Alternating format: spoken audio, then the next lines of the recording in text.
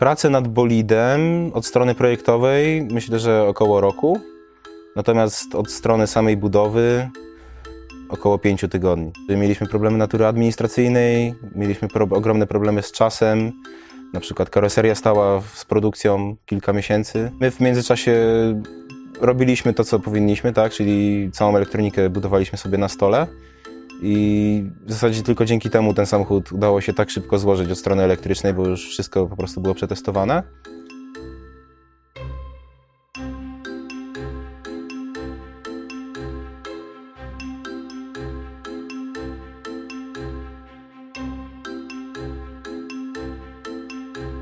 Odkąd przyjechała do nas karoseria, bardzo intensywnie pracujemy nad naszym nowym samochodem. Praktycznie dzień w dzień siedzimy tutaj od rana do wieczora. Zmienialiśmy kilka razy mikrokontrolery, zmienialiśmy kilka razy sam w sumie pomysł na rozmieszczenie wszystkich rzeczy w samochodzie, wszystkich płytek. To były takie, to w sumie nie były takie problemy, to trzeba było rozwiązać po prostu logistycznie dobrze w samochodzie, żeby to wszystko poukładać.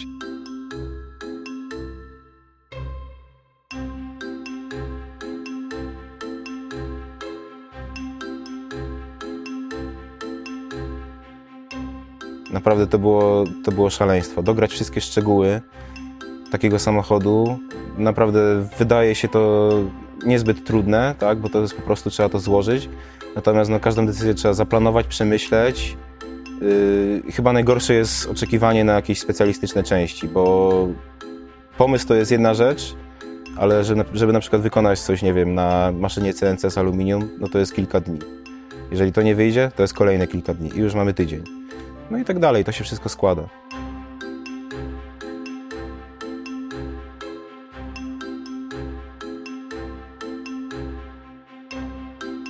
Nie mogliśmy się doczekać, kiedy w końcu pokażemy nasz pojazd, chociaż wiedzieliśmy, że przed wysyłką czeka nas jeszcze mnóstwo pracy.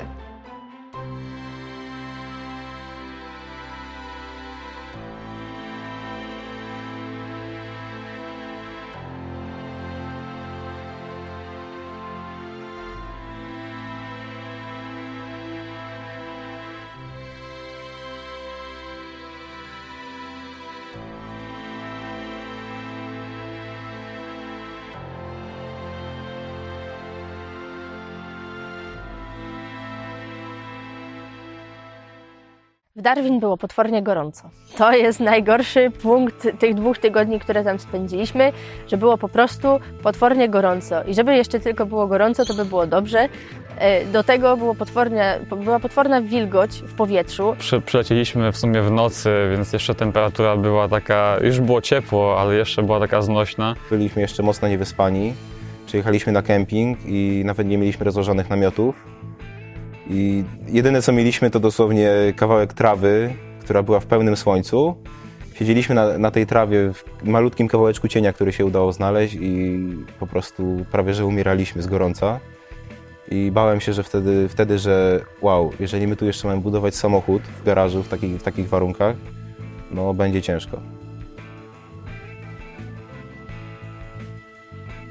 Przygotowania do wyścigu poszły w miarę sprawnie. Na szczęście bardzo szybko udało się odebrać samochód od agenta przewozowego.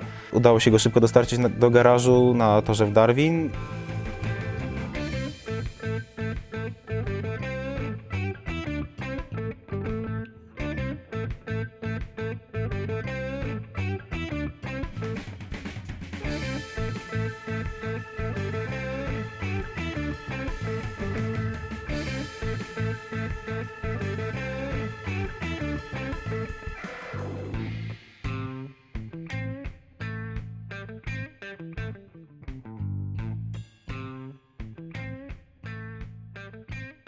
Był to bardzo napięty harmonogram. Dużo pracowaliśmy, jeszcze trzeba było auto dokończyć, trzeba było auto przetestować.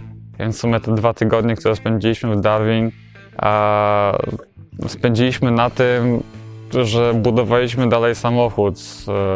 Mieszkaliśmy na kempingu, z kempingu jechaliśmy do garażu.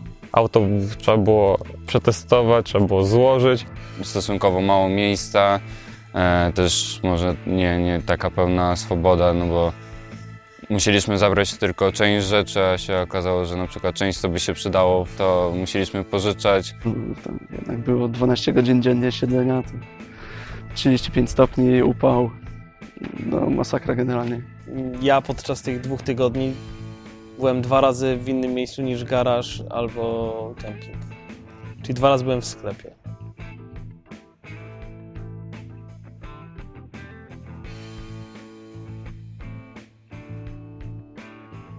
Na początku się baliśmy, że panele nie ładują, tak? To znaczy baliśmy się, że przetwornice MPPT, które zakupiliśmy, z jakiegoś powodu się nie włączają. Natomiast okazało się, że po prostu zapomnieliśmy o tym, że testujemy samochód w garażu, tak? I pomimo tego, że było jasne i było mnóstwo światła dziennego, no to jednak dopiero po wyjeździe na pełne słońce i kiedy cały dach samochodu znalazł się w słońcu, to dopiero zobaczyliśmy na wykresie, że faktycznie te panele dają jakąś moc z siebie. A siedzieliśmy do późnych godzin w nocy, wracaliśmy na kemping tylko spać i tak w sumie w kółko. Więc samego Darwin to mało zobaczyliśmy. A z garażu najbardziej zapamiętałem chyba kolejne próby na torze. Wyjeżdżaliśmy co chwilę, potem szybkie poprawki, wyjeżdżamy jeszcze raz i byle do przodu.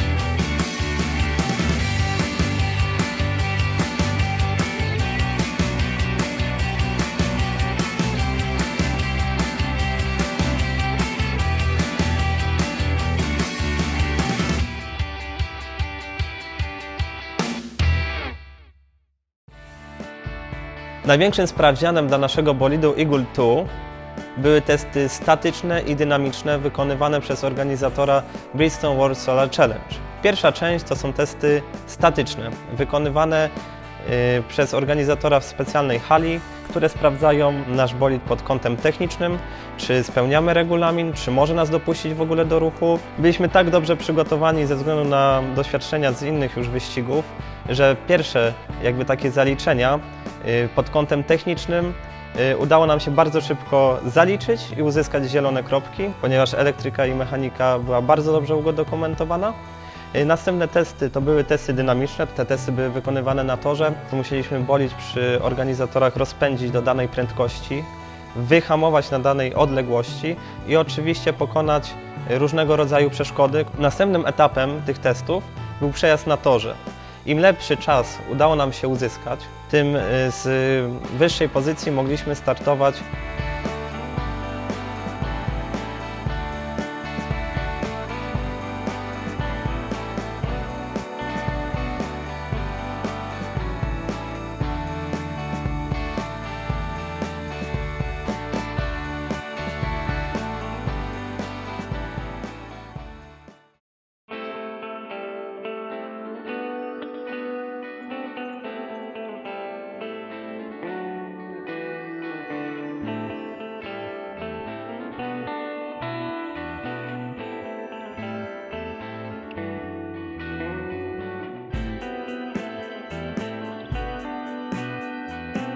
Znajdujemy się teraz obok ratusza w Darwin. Jesteśmy na starcie Bristol World Solar Challenge.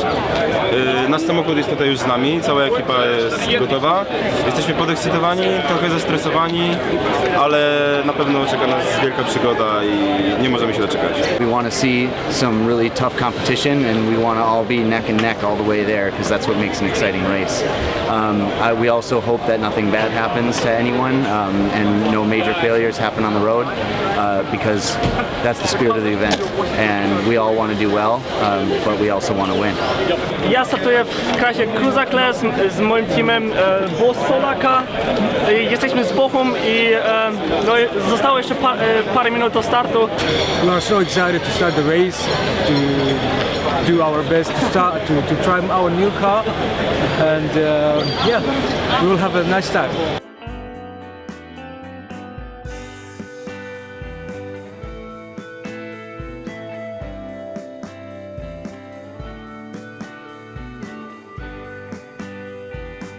Z samej linii startu to na pewno euforia, którą czuło się od tłumu, który tam wiwatował, i chłopaki z tyłu też nam pomagali, szli za bolidem z flagą. Ja akurat miałam tą okazję, żeby być pasażerem Solara na starcie.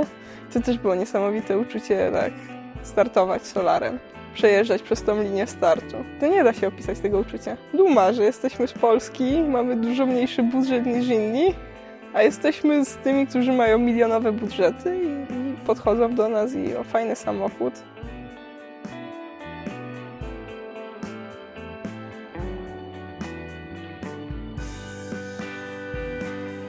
Ulga, jak przyjeżdżaliśmy, kolejne skrzyżowania i kolejne światła. Pierwsze 10 km, 50 km, 100 km. I właśnie po tych 100 kilometrach oparłem głowę na zagłówku i zmrużyłem oczy i byłem już spokojny. Po prostu poszedłem spać. Byłem spokojny, wiedziałem, że ten samochód po prostu gra i jedzie.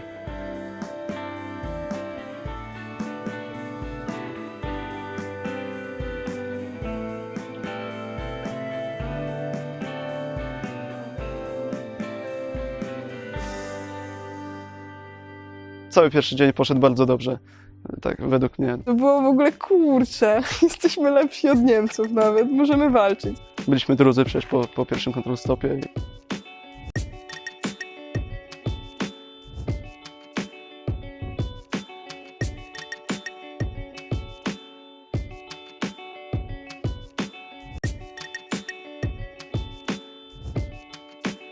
W tegorocznej edycji zawodów bardzo ważna była ilość pasażerów na pokładzie, ponieważ przekładało się to bezpośrednio na osobokilometry, które przejechały te osoby w pojeździe.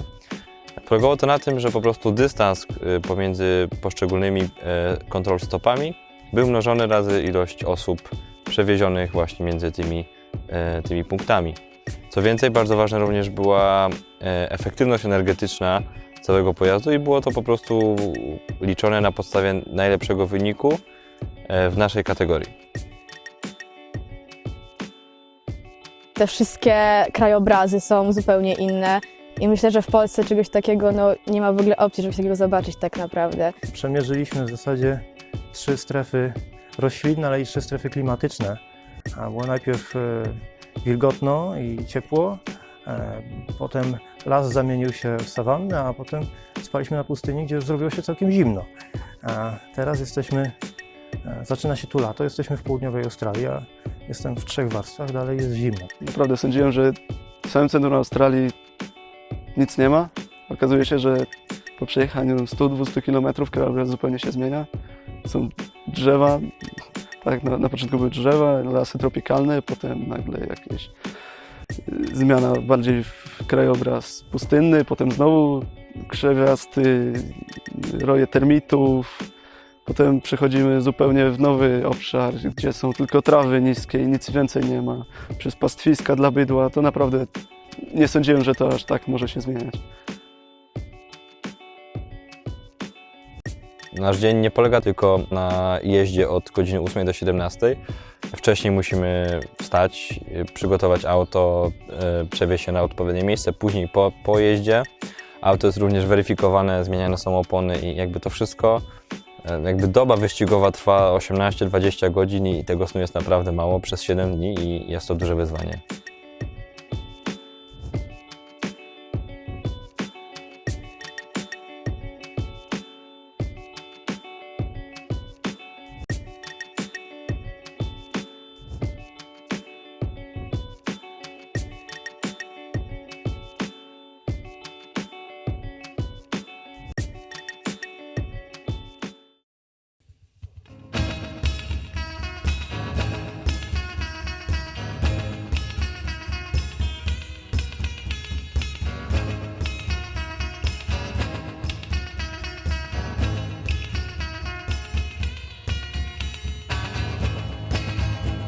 Na 15 km przed control stopem urwało się mocowanie amortyzatora i mieliśmy bardzo duży problem. Bardzo zgrabnie sobie z tym poradziliśmy, więc uważam, że to była dobrze zorganizowana akcja. No, udało nam się to rozwiązać podczas wyścigu. Właściwie zajęło to może z 20 minut, a chyba nawet nie. Michał podszedł bardzo chłodno do tego problemu, on po prostu wziął i naprawił. I bardzo sprawnie się tym zajął. Wykazał się dużą wyobraźnią inżynierską i udało się dojechać do control stopu, gdzie już pospawaliśmy to wszystko do kupy. Nie wiem, czy inny zespół dałby radę to w ten sposób tak szybko naprawić.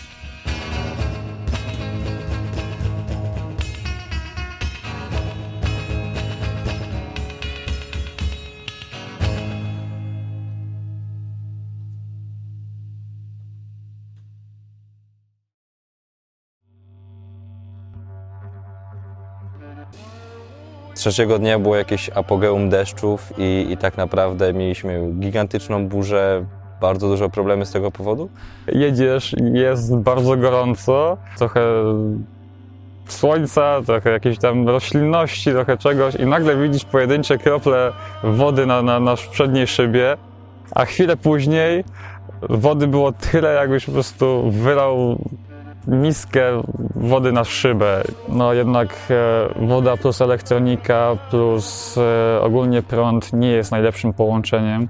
Ale baliśmy się też o to, żeby niczego nie popsuć w tym samochodzie. Jest to bardzo drogi samochód, więc dbaliśmy o to, dbaliśmy też o bezpieczeństwo naszych kierowców. Jechaliśmy i mieliśmy 20 km do control stopu i nam zabrakło baterii. No pamiętam, że było mi bardzo, bardzo przykro, jak tak jechaliśmy i ta bateria się tak wyczerpywała i no, trochę byliśmy zawiedzeni wszyscy tam w samochodzie.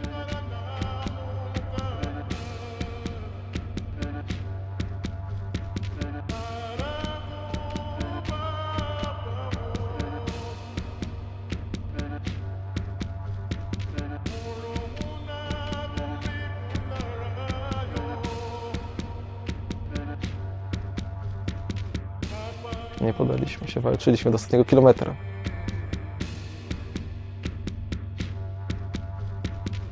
Padła decyzja, że wrzucamy nasz bolid na lawetę.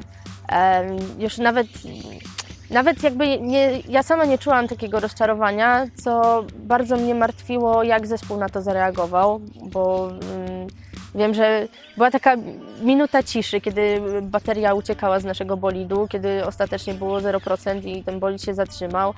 I strasznie się bałam o ludzi, że pracowali ponad rok na sukces, mieli ogromne oczekiwania i to, że mieli takie oczekiwania, to bardzo dobrze o nich świadczy, bo znaczy, że mierzą wysoko i są bardzo ambitni, ale przez 2 dni zespół był strasznie załamany i to był chyba taki najgorszy moment, że wydawało mi się, że no już jakby ludzie są na tyle zrezygnowani, że nie będą chcieli walczyć dalej, że w zasadzie no w tym momencie ta nasza praca umarła i nic z niej nie będzie. No, przez to też zostaliśmy przeniesieni do tej klasy Adventure.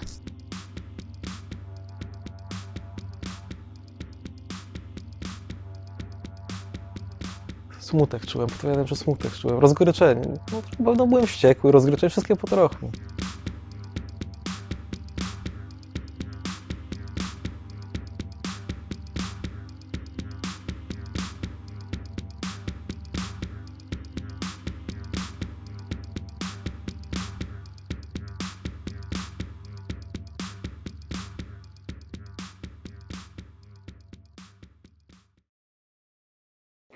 No ale później decydowaliśmy, że mamy nowy cel, że chcemy pobić rekord sprzed 2 lat.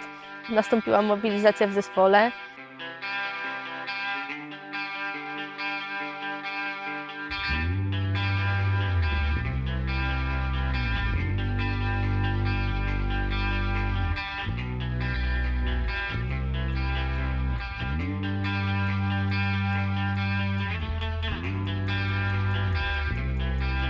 Możemy pokazać, że naprawdę możemy potem jeszcze pojechać 4 osoby i że nasz bolid to potrafi, jazdę w 4 osoby. Bo tak to jechaliśmy pojedynczo i to nie było maksimum naszych możliwości. Naprawdę możemy jechać 5 osób naraz i to jest do wykonania.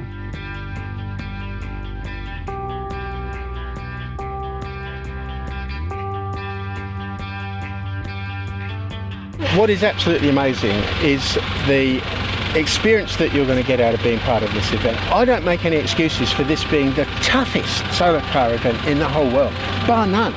And here you are in Alice Springs, you've done half of Australia, 1,500 kilometres, and we've still got halfway across Australia to go. So rather than say, oh look, we've had this terrible weather, we've had this terrible rain, you're a failure, you're no good, that's absolutely not true at all.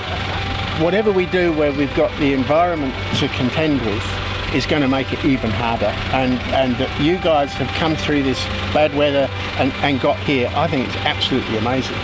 And what we'd like you to do now is continue to enjoy your adventure by just getting a few 100 Ks on your trailer, then put your car on the road, get your driver experience, get the team experience, enjoy the time, another 2.5 days to get to Adelaide. This isn't about motor racing, this is about doing something different to change the world. So well done to all my lovely friends from Łódź.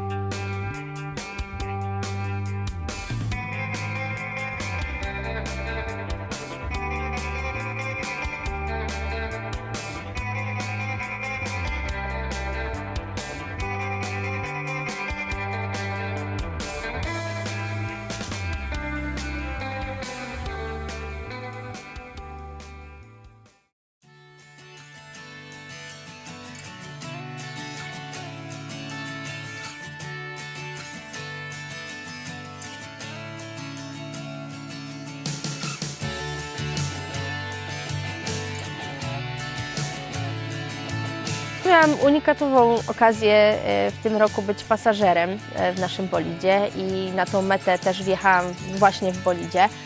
To jest taki szczególny moment, kiedy wjeżdżamy na metę. To jest ukoronowanie całej naszej pracy, którą wykonaliśmy przez ostatni rok. Samochód, który zbudowaliśmy od zera, tak naprawdę, wszyscy starając się bardzo mocno, że on dał radę i że to rzeczywiście jest samochód, że on może takie rzeczy.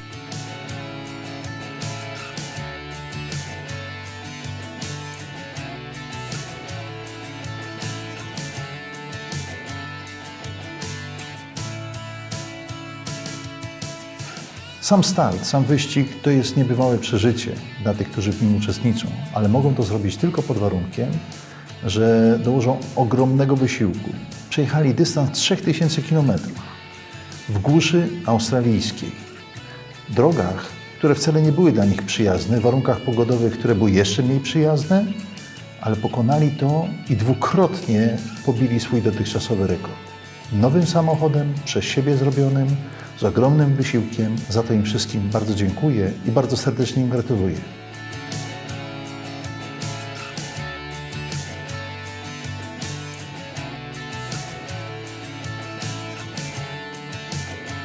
Już nie mówiąc o tym, że na mecie czekali na nas Polacy, Polonia tutaj mieszkająca w Adelaide, którzy skandowali tutaj właśnie Polska, mieli barwy nasze narodowe ze sobą, wyściskali nas po prostu jak bohaterów. To było przesympatyczne. Dzięki nim czuliśmy się trochę jak w domu, nie czuliśmy się jakbyśmy byli 15 000 kilometrów od Łodzi i to myślę, że było bardzo miłe.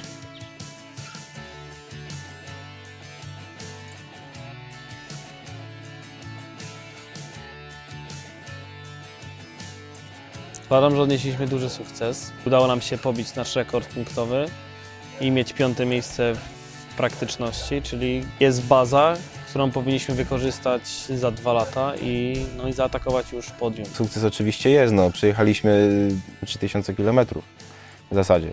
Do tego nikt do końca nie wierzył, że ten samochód będzie w stanie jechać z 4 albo 5 osobami, a jednak dawał sobie radę bez problemu. Ta technologia do nas przyjdzie za całkiem niedługo. Już mamy te samochody elektryczne, jeszcze nie solarne, ale elektryczne. I w taką technologię bardzo warto inwestować.